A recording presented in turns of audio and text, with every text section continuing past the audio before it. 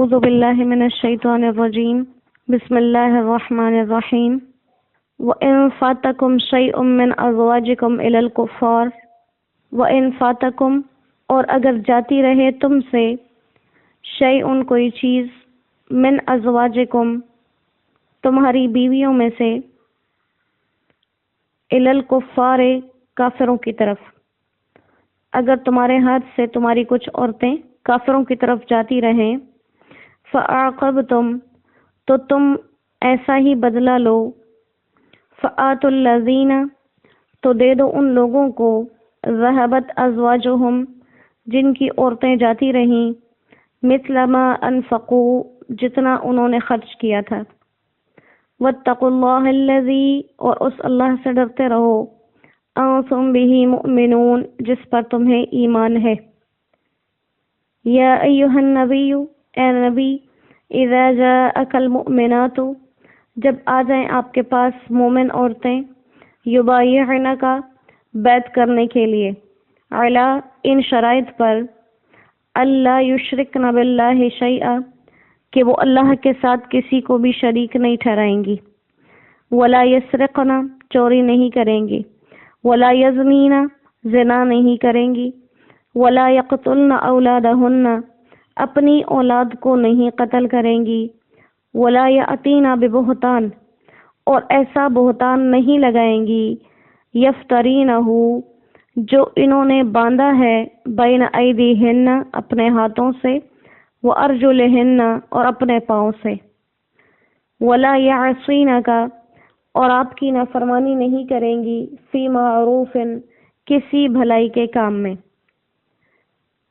جب ان شرائط پر بیعت کر لیں تو فبایعہن ان سے بیعت کر لیجئے، واستغفر لہن اللہ اور ان کے لیے اللہ سے معافی مانگیے، ان اللہ غفور بے شک اللہ بخشنے والے ہیں، رحیم اور مہربان ہیں۔ یا ایہا الذین آمنوا اے ایمان والو لا تتولوا دوستی مت کرو قوما ایسی قوم سے غضب اللہ علیہم جن پہ اللہ کا غصہ ہوا، قد یئسوا من الآخرہ وہ امید توڑ چکے ہیں آخرت کی، کما یئس الکفار جیسے کہ کافروں نے امید توڑ دی ہے من اصحاب القبور قبر والوں سے۔ صدق اللہ العظیم۔ سورہ ممتحنہ آیت نمبر 11 سے آیت نمبر 13 تک کا ترجمہ اور تفسیر۔ آیت نمبر 11 میں تو پچھلا ہی حکم ہے جس کا حکم یہ تھا کہ اگر کافروں کی کوئی عورتیں مسلمانوں کے پاس آ جائیں تو مسلمان ان عورتوں کے مہر ان شوہروں کو واپس کر دیں، ان کا لگایا ہوا پیسہ، ان کا لگایا ہوا خرچ ان کو دے دیں واپس۔ اب یہاں پر حکم پھر برعکس ہے کہ اگر کوئی مسلمانوں کی عورت کافروں کے پاس چلی جائے تو ان کو بھی حکم یہی تھا کہ وہ بھی مسلمان شوہروں کے لگائے ہوئے رقم اور لگائے ہوئی مہر کی ضروریات وغیرہ واپس کر دیں۔ تو یہ ایک برابری کا حساب تھا کہ مسلمان ان کی رقم واپس کریں اور وہ مسلمانوں کی رقم واپس کریں۔ تو مسلمانوں نے اس حکم پر عمل کیا لیکن کفار نے ایسا نہ کیا اور مسلمانوں کو ان کے مہر کی رقوم ادا نہیں کی۔ تو ان کے اس عمل کے بارے میں یہ کہا کہ اگر تمہارے ساتھ کہیں ایسا ہو جائے کہ تمہاری ازواج تمہاری عورتیں کافروں کے پاس چلی جائیں فعاقبتم تو تم بدلہ لے لو، اور بدلہ اسے لے لو کہ بدلے میں تمہیں جو کافروں کی رقوم ادا کرنی تھی وہ اپنے پاس روک لو اپنے حق کے مطابق۔ یعنی ایک عورت مسلمان ہو کر مسلمانوں کے پاس آ گئی اور مسلمانوں کی ایک عورت کافر ہو کے چلی گئی، اب دونوں طرف سے مہر کی رقم کا تبادلہ ہونا تھا،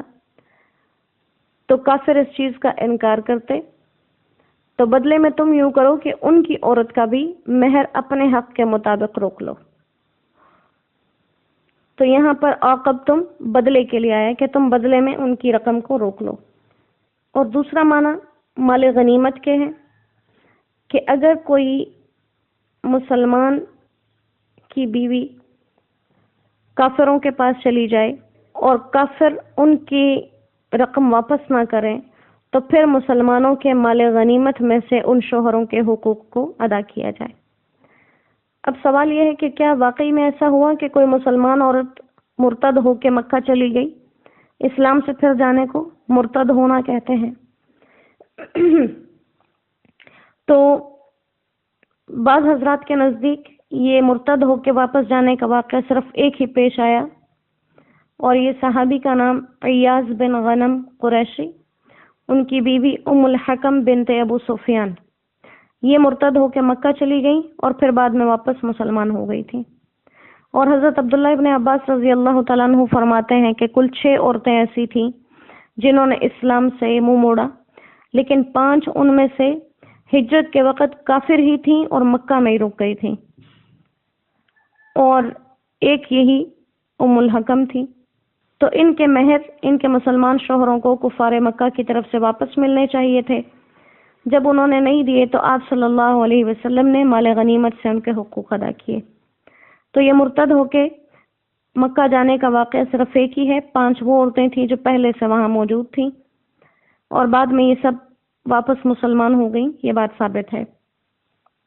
आगे उस बैत के अल्फाज हैं जिन अल्फाज से बैत ली जानी थी। मर्दों की जहाँ बैत का जिक्र किया जाता था तो वहाँ पर अमूमन इस्लाम और जिहाद के बारे में बैत का जिक्र होता था। ख़वातीन की जब बात आई तो बैत के अल्फाज को मुकम्मल वजाहत से एक एक लफ्ज़ जिक्र किया,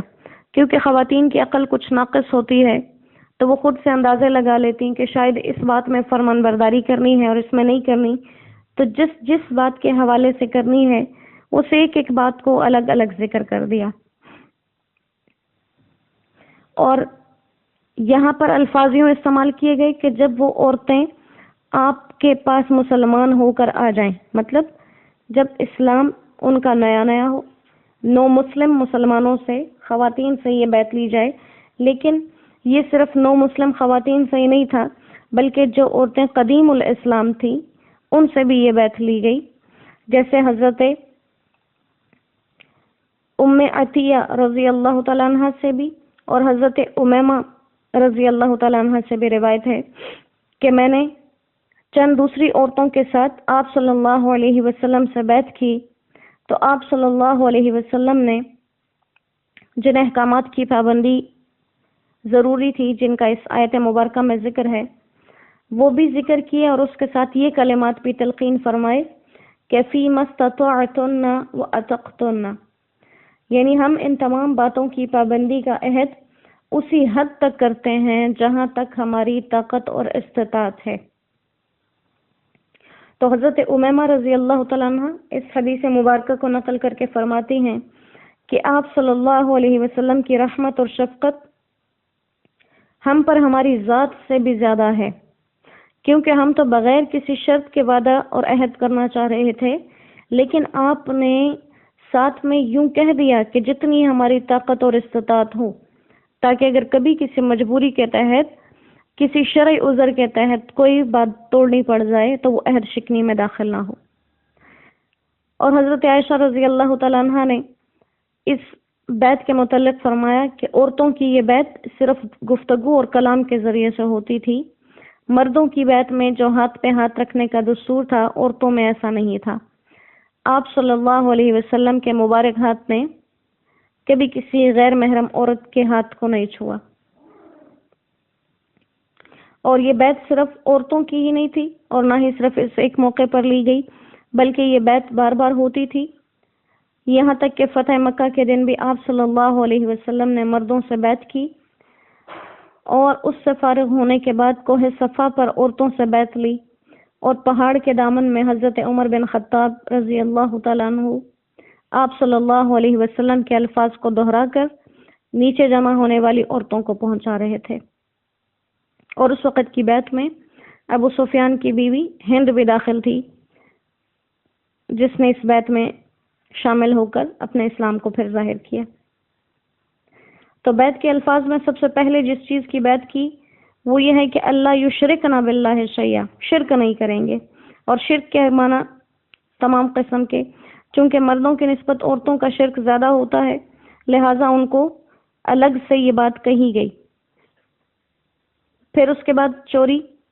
اور عورتیں زیادہ تر اپنے شوہر کے مال میں سے چوری کرنے کی عادت ہیں، اس کو ذکر کیا۔ زنا سے پرہیز کرنا، اور اگر عورتوں میں یہ عادت پختہ ہو جائے تو بہت سے مرد بھی سدھر جائیں۔ پھر اپنے بچوں کو قتل نہ کرنا، کیونکہ زمانہ جاہلیت میں لڑکیوں کو زندہ دفن کرنے کا رواج تھا۔ پھر اس کے بعد افترا اور بہتان نہ لگائیں، اور بہتان کے ساتھ بین ایدیہن وارجلہن، ہاتھ اور پاؤں، مطلب کیا ہے کہ جو خود سے بنا لیا ہو۔ اور ہاتھ پاؤں کا ذکر اس لیے کیا کیونکہ قیامت کے دن انسان کے اعضاء سے بھی، اس کے ہاتھ اور پاؤں سے بھی اس کے اعمال کی گواہی لی جائے گی۔ تو مطلب یہ ہے کہ جب کوئی گناہ کیا جائے تو اس وقت یہ خیال ضرور کرنا چاہیے کہ میں اپنے جسم میں موجود اپنے گواہوں کے درمیان یہ کام کر رہا ہوں، یہ قیامت کے دن میرے خلاف گواہی دیں گے۔ اور یہاں لفظ بہتان عام ہے، چاہے اپنے شوہر پر لگایا جائے یا چاہے کسی دوسرے پر بھی، اور یہ اتنا غلط کام ہے کہ کافر پر بھی بہتان لگانا حرام قرار دیا۔ پھر اس کے بعد ایک عام بات کر دی کہ وَلَا يَعْصِينَكَ فِي مَعْرُوفٍ، نیکی کا کوئی بھی کام ہو اس میں آپ کے خلاف ورزی نہیں کریں گی۔ اور یہاں پر نیکی کی قید اس لیے لگا دی، حالانکہ آپ صلی اللہ علیہ وسلم کے تمام کام نیکی کے سوا کچھ ہو ہی نہیں سکتے، لیکن یہ مسلمانوں کو سمجھانے کے لیے کہ جب اللہ کے نبی کی اطاعت کے لیے بھی اس کام کا نیکی ہونا شرط ہے، تو کسی عام مخلوق کی تو اطاعت اللہ کے حکم کے خلاف جائز ہی نہیں ہے۔ اور دوسرا، شیطان کے وسوسے سے روکنے کے لیے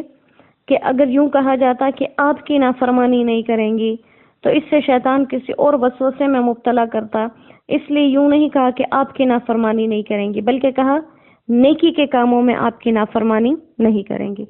الحمدللہ،